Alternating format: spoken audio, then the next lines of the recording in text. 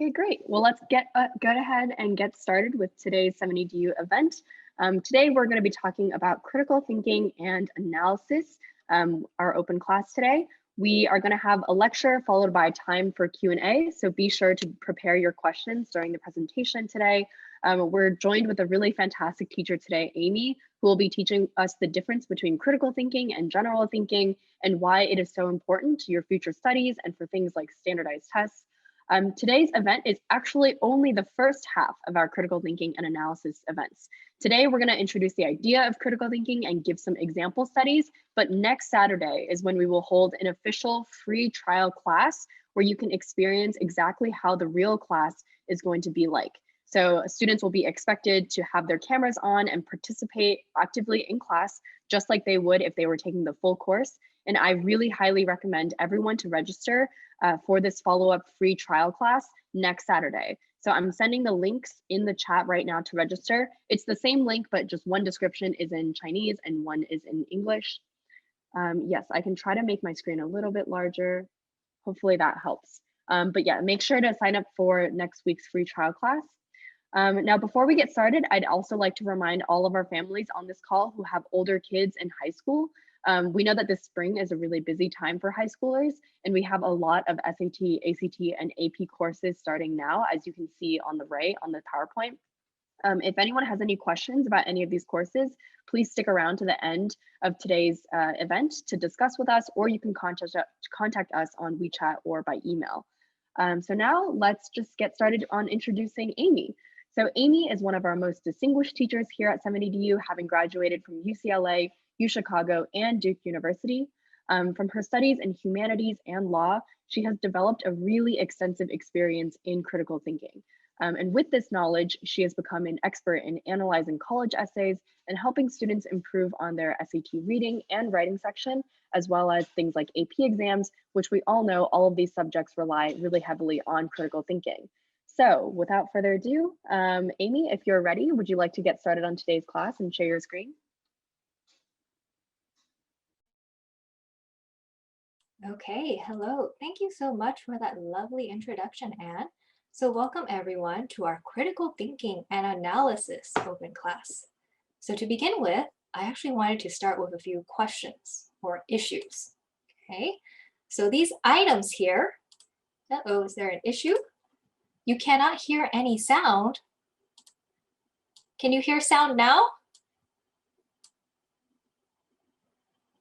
Okay, perfect. Great, thank you. So I was just saying, welcome to our critical thinking and analysis open class, and I wanted to get started with a few questions, or some issues, some problems, if you will. So some of the items you see here are common situations that most of us have either heard of or faced. Right, let's look at number one. Why do some kids feel left behind in high school? We all know students like this. They do super well in elementary school. They do very well in middle school. They may even do well the beginning years of high school. But once they hit those honors or advanced placement courses, they start to struggle, right? They feel like they're falling behind. Tests and classwork becomes much more difficult and they just can't keep up. Now, I don't think the reason is study habits or even ability, because as I said, these kids did so well in elementary school and middle school. I would make the argument that it may be something else, right? There could be a skill set that's being fostered or needed here that they may be struggling in. Let's go look at another situation. What about situation about the standardized tests? We also know kids like this, right? For instance, maybe your child is getting an A+ in English class, and yet somehow they are still struggling in the SAT reading section. Or maybe they're getting an A+ in their math course, and yet they still struggle with the SAT math section. Why is that? What is it about these standardized tests that seem different from receiving a high GPA? Right? What skills are necessary that our children must master in order for them to succeed? And then one last one is the one about top colleges, which I'll probably go into a bit more later. And we all know these situations, right? That when we go look at student profiles, sometimes we wonder, why is it that a college will select student A over student B? when their numbers are so similar, right? What qualities and characteristics are they looking for? How can I cultivate these same characteristics and qualities in my child? Right? How can I ensure that they enter their dream school, that they are set up for a successful professional and social life? So I'm not going to give you the answers to these questions right now, but I do think that my presentation answers most of these questions. So, sit tight. I'm sure we'll get through that throughout the rest of the presentation. But first, I actually wanted to start with a story. I hope you guys like stories. So I wanted to start with a story called Pizzagate. You guys might be aware of this. This place took place in 2016, which, as we all know, it is the infamous Trump versus Clinton first election year, right? But this doesn't have anything to do with the election per se. So what happened is, in a hacking attempt, the Sherry, you raised, okay, sorry, apologies. There was a hacking attempt, well, not an attempt, it was actually successful. Someone was able to get hold of Hillary Clinton's political advisor's emails, right? So they got hold of this and then WikiLeaks published it. And what happened is that these emails seemed pretty innocuous, right? It was just, maybe there was some sensitive information, but there was nothing incriminating. And there was no blackmail, there was no actual crime. It seemed like it was just going to blow over. However, what happened is some individuals online got hold of these emails, and they made the claim that these emails had a coded message. I don't know if you're aware of the nuances, but essentially they said the emails had a coded message, and it was proof that these politicians were part of a human trafficking ring, that they were selling people and committing these horrific crimes. And one of their bases of operation was this Comet pizza parlor. And there's a picture of it here, right? They were convinced that this place was where they were selling people. In fact, so many people were convinced. I think it went viral. It was thousands and hundreds of thousands of people that believed it, that one man from North Carolina traveled all the way to this Comet pizza parlor with a gun, and he shot open their basement door because he was convinced he was going to find people there inside. As we all know, this rumor was completely false, right? 100% fabricated. There was no truth behind it at all. But I think looking back at it now, the frightening thing is how many people believed it. And it's not just, weird people. When we think about conspiracy theories, sometimes what we think is only weird people believe that, right? It's like people who don't socialize, they're stuck somewhere. Clearly it's only these strange people who would believe things like that, right? But unfortunately, because of the way that news is communicated today, because of social media, because of these increasing areas of misinformation, now we have ordinary people believing extremely unordinary, extraordinary, false things. And I think when it comes to students and children, for this new generation, something that worries me is that we need to equip our kids that they're able to handle this, right? We need to teach our children how to evaluate information, how to separate truth from falsehood, how to make these well-informed decisions. For example, my cousin's going off to college this year, a pretty great college, very smart kid, but sometimes she is unable to distinguish between a Twitter thread and an article that's published in the New Yorker, right? She doesn't understand why one would be more perhaps valuable than another. And that worries me, because if we have not trained her enough to make this sort of decision, right, doesn't that mean we haven't fully trained her enough to make the bigger decisions in life, such as what major should I choose, right? What profession should I pursue? What people should I associate with? What are my moral values and beliefs? These are all thought processes. These are all things that require critical thought and evaluation. And I think with this new generation, because of the internet, because of the changing landscape, it's more important now than ever that we give them the tools, right? Because our positions as parents and educators isn't to tell them you must believe this or you must be this, is that we give them the equipment and the tools to make those well-informed decisions by themselves. Okay, so that's story number one. If you're interested in this, I think there's this really excellent documentary called The Social Experiment that goes into it into more detail. Here's story number 2, which is perhaps something that's a bit closer to home. And this is called the Intangibles. This has to do with college applications. Now, everyone knows that college applications care about numbers to a certain extent, right? You need a high GPA. You need good test scores because you're competing against everyone else. And if you want to go to the top colleges, you need to have those numbers. However, we also know it's not just about numbers, right? For instance, this is taken from a profile of what admissions committees will use to judge prospective students. And the things listed here are what we call the intangibles, meaning I cannot quantify it. These are personal qualities and characteristics that colleges look for. Because the truth of the matter is, test scores and grades are important, but they're not enough. Right? Not the unfortunate thing, but as my mom would put it, no college wants to admit someone who only knows how to study, who only knows how to get good test scores. She says it's like 书呆子. I don't know if that's the correct pronunciation, but it's like 一个书呆子, right? All they know is how to study. All they know is how to get good test scores, but they don't know anything else. They don't have creativity of thought, right? They don't have leadership skills. They don't have social awareness.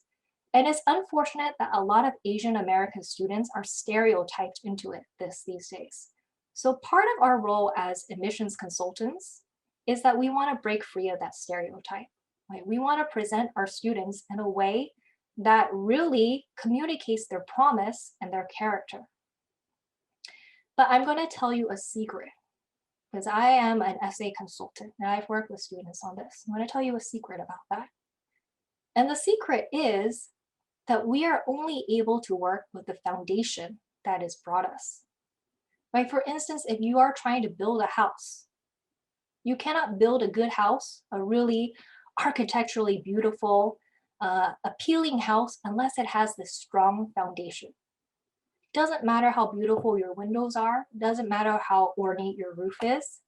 If you don't have a strong foundation, then that house is going to collapse eventually. It's the same with admissions applications and essays. If a student is socially immature and intellectually immature, because these skills have not been nurtured, right, since they were young, because they were not valued, then there's only so much that parents, that application consultants can do. It is not enough to start the application in your junior or senior year and expect some sort of miracle, right? Because we can't change students into people they are not. Instead, the best thing is to cultivate these abilities early, to have them become the best version of themselves, right? So that way they are able to write and communicate these qualities that they have. And it's not just for college. I think we would all agree that a lot of these personal characteristics are important just for success in life, right? For instance, if you go look at some of the most, I think, famous tech entrepreneurs or innovators, you'll notice that a lot of them have these characteristics as well. For instance, Elon Musk. We all know Elon Musk, right? He did SpaceX, Tesla. I think he's trying to colonize Mars. Very smart guy, right? There's this story that people pass around about Elon Musk. I'm not sure 100% if it's 100% true, but I think there's a grain of truth to it. And the story is this. One day, Elon Musk was trying to interview some person, an engineer, for this top engineering position at his company. And this candidate has really, really impressive credentials, right? Top colleges. He had led some really high profile projects, but there was one thing on his resume that stood out. And it was that this person had worked on a pig farm since he was young until his teen years. And the story goes that during that 1 to 2 hour interview, Elon Musk didn't ask him about what college he went to or about his projects. No, he just wanted to learn more about this pig farm. He was like, hey, you worked at this pig farm. Can you teach me more about that? Like, what did you do at this pig farm? What are the nuances of pig farming? How do you breed pigs? Like, what's the goal and the objective? And this may seem odd to some of us, but I think it demonstrates a characteristic that is sometimes lacking in traditional education. And that's just intellectual curiosity, creativity, innovation. But I think that story demonstrates an extreme desire to learn, to innovate, to know more. Now, maybe we're not that ambitious. I don't need my kid to be the next Elon Musk, right? I don't need them to be the next Steve Jobs. But I think we all want to foster that creativity of thought. Because in order to be successful, not just in college applications, but later on in life, we all need to know, how do I make the creative choices, right? How do I think in a way that I am able to identify problems that other people are not able to? How am I able to find solutions that other people have not been able to? And that is not the rigid type of memorization, hitting a checklist, right? Do X extracurricular or take X test. That is a mentality and thinking process that we need to cultivate. Okay, so these are these two stories, and I'm going to argue that both these stories come down to critical thinking. If we want our children to be socially mature citizens, to make well-informed decisions, if we want them to be intellectually mature, to demonstrate that creativity of thought, to have what we actually call intellectual development, then we need to focus on critical thinking starting from a young age, from middle school to high school. Okay? I'm now going to hit you with a few statistics about critical thinking. It's going to go by pretty quickly. One is, as I'm sure most people in this room agree, most people think that critical thinking is important. So this is a survey that they took from parents of children, all ages. And 75.74% of parents agree, definitely yes, is important. I'm sure everyone in this room right now thinks critical thinking is important. Here's a more interesting statistic. Okay, so we think it's important. Whose responsibility is it to teach critical thinking to our children? Well, let's look here. Most people agree it's the parents, right? But right after that, it's teachers and primary/secondary schools. So most people agree that we start teaching critical thinking at an earlier age, right? We don't want to wait until college and university. We want to develop these skills beforehand. Another thing I would point out is that I really see this as a partnership. That is not just teachers alone or parents alone. I think a lot of education is parents and teachers working together to really help kids achieve their goals, right? So especially for critical thinking, I think it's parents and teachers working together to teach children this critical thought. Okay, now here's an even more, I think, astonishing one, which is, do our current education systems teach students critical thinking? And the answer is no. So I'm going to very quickly go through this. A consulting company founded by educators from Harvard and MIT found that one, most young adults cannot critically think well. So they designed a test to test it, and nearly half could not correctly answer 75% of these questions. Okay, so that is a clear issue in our current generation, that people do not have good critical thinking skills.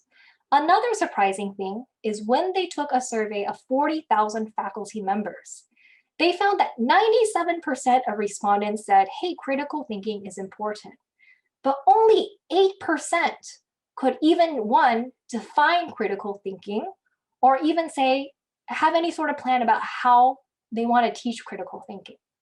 So that's an issue, right? Everyone thinks critical thinking is important, but no one knows how to teach it. So in summary, the majority of people agree that critical thinking is important to a student's academic and professional life. However, most educational systems, schools, colleges, etc., do not know how to teach or foster critical thinking skills in students. Additionally, the majority of current young people, they kind of struggle with this, right? They don't know how to critically think. So there is a current need for critical thinking instruction. There's a gap that's present in our education these days that we need to fill. So that brings me to our next question, which is, well, what is critical thinking? What is it? The first thing is that critical thinking is a skill. It's not a subject area like mathematics or biology. I guess it could be somewhat similar to writing because writing is a skill as well, but it's a skill that needs to be fostered. It's a skill that you can better with application and practice, kind of similar to writing, right? Here's a definition of critical thinking. Most traditional, I think, analyses of critical thinking will break it down into components. And these components are reasoning, analyzing, evaluating, problem solving, and decision making. So 5 components. And the reason why I'm breaking it down for you right now is one thing I want to note is one, all 5 of these are different skills that we want to teach our children. Like how do you reason? How do you analyze? How do you evaluate? Right? But I want to tell you that right now, remember one of my first questions was why do kids struggle in high school in these advanced placement classes and standardized tests? The reason is this, because they have weaker skills of reasoning, analyzing, evaluating, and problem solving. A lot of AP courses ask students to analyze and evaluate. If you're going to look at an AP US History DBQ, a free response prompt, almost all of them start with the word evaluate. They want students to evaluate. If you go look at other AP tests, they are the same because these courses now prioritize what we call this more upper level thinking. Whereas I think at middle school and elementary school, it's more about memorization. I memorize this formula, I memorize this step, I memorize like what a mitochondria is. Oh, I'm good. I don't really have to analyze, I don't really have to evaluate. So when students hit that, I think, hurdle, when they go to those upper level courses, they hit that hurdle, oftentimes it's because they are weaker in these skill areas. It is the same with standardized tests. You may think that's odd that the SAT, I thought SAT was just about like, you know how to read, you know how to do a math problem. That's not always the case. There's a lot of test taking strategies that also have to do more with logical reasoning, right? Evaluation, right? Which answer choice is better? Because oftentimes I get these very smart students who are actually really great readers. They have high reading comprehension skills, but they are just not able to correctly reason and evaluate through those answer choices on the SAT or the ACT, and that costs them the score. So it's really because of these skill areas that we have not developed sufficiently in our kids from a younger age that I think causes them more of that intellectual struggle in the future. Here's a chart that compares critical thinkers with uncritical thinkers. I'm not going to go into this in detail, but if you want to take the time and skim through it, I think you'll realize one thing, which is the people who are critical thinkers essentially fit that profile of the intangibles that colleges are looking for, right? They're intellectually passionate. They welcome criticism. They think independently. They have curiosity. So part of how we want to nurture our kids' abilities to be, that authentic and character-driven person, to be that intellectual, curious person, is I think we need to encourage them to think critically from a young age, right? We don't want them to just accept information blindly, etc. We want them to be able to be curious, to be creative. Okay, so part of the reason of, why do colleges reject all these really, numerically strong students? I think honestly it's because maybe their profile doesn't sufficiently demonstrate that intellectual maturity, that social maturity that you get from nurturing critical thought and intellectual drive from a younger age. Okay, so that's critical thinking, what it is. What about our class design and material? So I told you part of the issue is that people don't know how to teach this. They have no idea, they have no plan. Well, we do have a plan. One thing I want to show you guys is some of the material that we offer in our classes. And then later on, I'm going to take you very quickly through a bigger picture of the class design. One is we have this 4-step process in place. We want to study, contextualize, synthesize, and apply. Study is very, I think, self-explanatory. You try to learn any skill, you have to do some sort of studying behind it. You might even need to learn some theory. You need some content review. Now, what does contextualize mean? Contextualize means I need to put that skill in the correct context. Okay, when do I use this skill? Where is it best applied? In what situations? Or why is this skill even important? Because if you don't give children the context, oftentimes they don't understand the significance. And if they don't understand the significance, they won't value it and they won't try to, better that skill. The third one is synthesize. Synthesize just means to combine. A lot of those skills I went through, like reasoning, analysis, evaluation, we don't use these skills alone or in isolation, right? We have to teach kids to be able to use skills together. So in some of our upper level courses, our aim is to get them to combine, right? To know, okay, I want to solve this problem. Do I evaluate this and I analyze that? I need to start combining the material I've learned together. I need to learn how to draw connections. And then the fourth one is just apply, right? I think as the saying goes, you give a man a fish, he's not hungry for the day. But if you teach him how to fish, then he's not hungry for the rest of his life, right? So we want to teach them how to apply these skills. Our classes are very interactive and application oriented because I really think that's the best way to learn something, especially a skill like critical thinking. For instance, if you were trying to teach your child how to play the piano, you can't just give him books and like, hey, read this about the piano all the time, right? He needs to practice, he needs to apply, he needs to learn it for himself. Same thing with critical thinking. I have here some sample problems with book material we use. So our classes have a partnership with a book company that specially designs material for critical thinking. And I've gone through all this material and I think it's pretty great. One thing I like about it is that they're fun, right? I think sometimes a challenge is just how to engage students so that they want to learn about these things. If you go through the case scenarios here, you'll realize that a lot of them are structured like mysteries. It's engaging for students. They like doing these problems. And when students like doing something, they're more likely to actually complete their assignments and to assimilate and integrate the information. So these are just some word problems that we can go through. Right, this is an example of the questions we go through. If we were to go over this in a class, it would be interactive. We would work through it as a group. Here's another example. I really like these as well. Right, so this is one that's testing process of elimination and evaluation. And again, I just very much like how they're structured and that it's almost like a murder mystery. I think most students really actually enjoy doing these activities. They find it a lot of fun. I also, as a teacher, I believe in using different mediums when I teach. So sometimes I will show my students videos or images because as we know, students learn different ways, right? Some students are visual learners. Some people learn through text, some learn through hearing.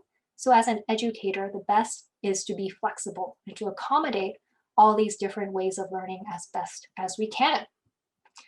I'm going to briefly show you some material that I have here. I'm not going to go over this in super detail because this will be the basis of our trial class, which will be next weekend. So if you want to know more detail about this information, I heavily encourage that you attend the trial class. But mainly, our classes revolve around skills. So we always do a skill check, and then we try to apply it. So I'm going to speed through these slides, but essentially we do some content review. For instance, if this class is on evaluation, we're trying to teach kids how to evaluate information. It's more difficult than it sounds because oftentimes in articles, you have things that kind of straddle the line between objectivity and subjectivity. And the key isn't to tell students, oh, this is 100% a fact or an opinion, but it's to be able to teach them how they can make those judgments themselves. Okay? So I'm going to move past this, but this is an example of some of our application activity. Right? One thing I believe in, again, is just working through problems together interactively. So as a class, we would fill out this fact versus opinion table. We would ask students to share their reasons because they've actually done studies on this. And the study is that Students learn more from each other and each other's participation than they do from a teacher just lecturing them. Right? So it's very helpful when you have students give their own opinions and their own explanations to their peers because they find their peers listen more. The teacher is mainly there as an intermediary, as someone who's managing the discussion. So this would be something we complete as a class. And the goal, again, isn't to tell them exactly like this is 100% fact versus opinion, is again to get them to think. Like what falls in this gray area? How do you justify your conclusions? Right? How do I reason through this? I want everyone to be able to make that logical conclusion and to explain it.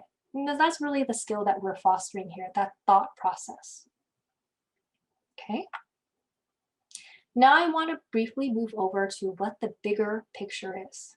Because well, so far we are only offering one class, but this class is part of a series of classes.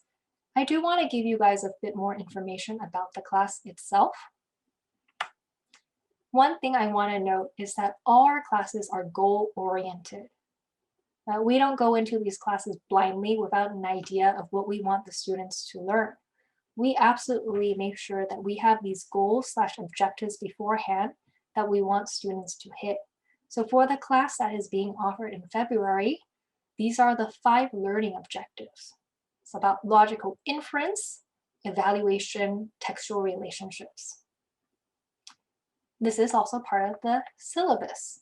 And you'll notice that a lot of our homework is really just these application assignments where we ask students to apply what they learn in class in very diverse activities. Because again, this isn't like a traditional math class or a reading class, it's a critical thinking class.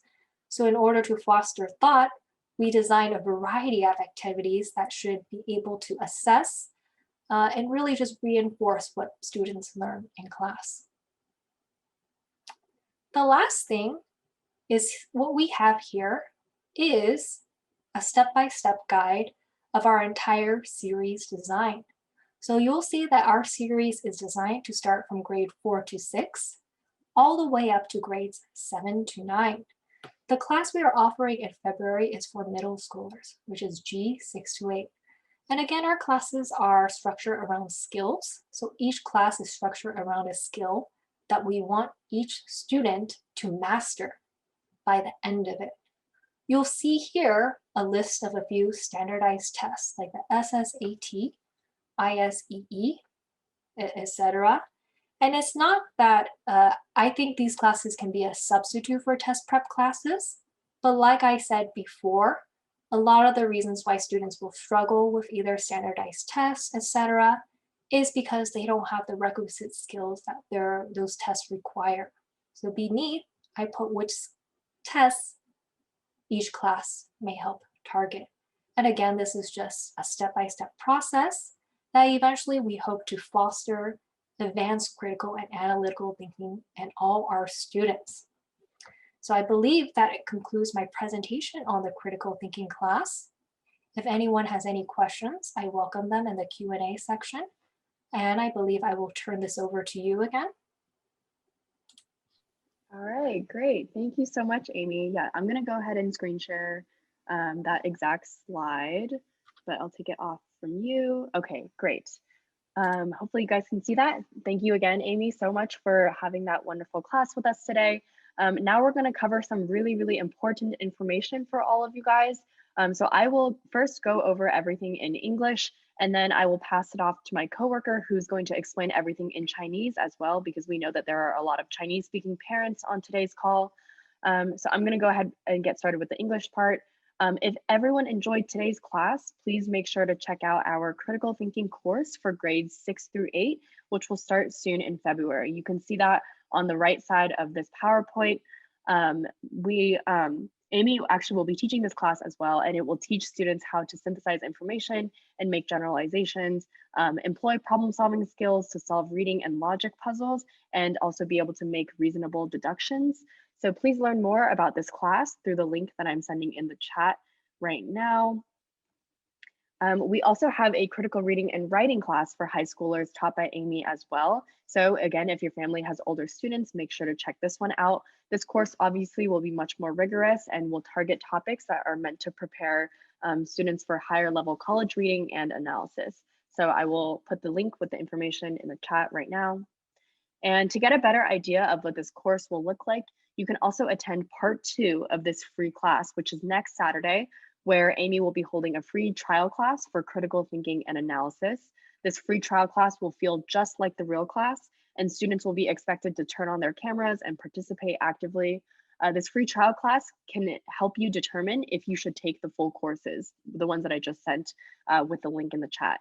I strongly recommend all of you guys sign up today, since we are limiting the spots to 25 students only in order to maintain a smaller classroom. However, obviously take note that in the real class, we'll have no more than 12 students in each class to guarantee that each student gets like the personalized attention that they deserve. So I'm sending the links again into the chat right now. This is for next week's free trial class. So if you want to secure a spot in that class, make sure to contact if you want to secure a spot in the full course, make sure to contact our academic advisors today because our spots are highly limited. You can definitely wait until after the free trial class, but we will not be able to guarantee you a full spot in the full course because it is first come, first serve. Now, again, since we have a lot of Chinese speaking parents on the call today, I will pass it over to Cecilia, who will explain everything again in Chinese as well. All right, thank you, and thanks for the amazing presentation from Amy. So in the following 5 minutes, please allow me to have a quick recap in Chinese. 各位家长、各位同学，也非常感谢大家这个抽空来听 7EDU 批判性思维分析与技巧的公开课。那相信今天呢，大家也是对这个初中生如何培养批判性的思维有了一个初步的了解。所以我们说这个批判性思维它是一个跨学科的技能，它可能会影响到当下对一些高校标准化考试或者某些私校入学测试中的一个发挥表现，远呢也有可能影响到孩子一生的这个思维方式，甚至是这个人生轨迹。那么现在其实美国作为一个移民国家，现在很多的族裔多多少少会遇到一种 cultural shock。那面对各类的文化冲击，其实我们家长是更需要做好准备的，为孩子们去长期培养批判性思维提供一个良好的环境。所以我们7EDU接下来呢，在2月20到3月20会对初中生6年级到8年级及6到8开设批判性思维的课程 evaluation and argumentation， 累计呢一共是5个课时，都会集中在周六，非常平民的价格，也就是说你家老小过节一起出去吃一顿普通自助餐的价格。此外，若你的娃还有在读高中的话，我们也有一系列的 critical reading and writing 课程是针对高中生的，是在2月18号开始。那我们初中部正式上课的时候，会要求学生们打开这个摄像头和老师互动，所以为了确保质量，我们会对人数做一个限制。我们每个班呢会控制在12个人以下。由于我们现在内部已经有一些老学员在陆陆续续开始报名了，所以我们对外其实真正能够 release 的名额还没有那么多，所以有兴趣的家长今天可以抓紧联系我们的这个课程顾问。当然了，也相信我们今天也来了很多第一次想要来了解我们7EDU的大伙伴、小伙伴，可能对于我们的上课方式还不够了解，所以下周2月6号周六下午1点半，我们会加一场免费的 trial class， 和大家展示之后 evaluation and argumentation 真实的上课状态。我们是欢迎家长旁听的，当然我们还是需要学生们打开这个摄像头和老师互动，所以这个免费试听的报名人数我们会控制在25人，报名链接呢已经在这个 chat box 里面了，所以有兴趣的同学可以前来试听，然后仅25个席位，先到先得。再次感谢大家的宝贵时光，如果呢有问题可以刷屏幕中的2维码，或者通过邮件联系我们的课程顾问。此外呢 7EDU 提供了 K12线上教育全套的体系，包括了小学、初中、高中、SAT、ACT 升学咨询等各个项目。欢迎大家关注。最后呢，也是祝大家有一个美好的周末。Thank you all. Have a good weekend. Okay, great. Thank you so much, Cecilia. Yeah, so again, those classes that are on the right on the PowerPoint right there, those are the ones that we're offering right now. And lastly, just really quickly on the bottom there, there's also some SAT courses as well, which are starting very soon. So just for anyone who's also preparing for the SAT right now, I will send the link for you guys to check that out in the chat right now as well. So other than that, make sure to email us at info@7edu.org or message us on WeChat if you have any further questions about 7EDU's courses and programs for students. Again, I'm going to put all of our contact information into the chat right now. A couple of us are going to stick around and answer any questions that you guys may have about the classes. But other than that, if you guys have no more questions, thank you all for attending this event. Thank you, Amy, for sharing with us your wisdom, and we will see you guys all next time. Thanks, everyone.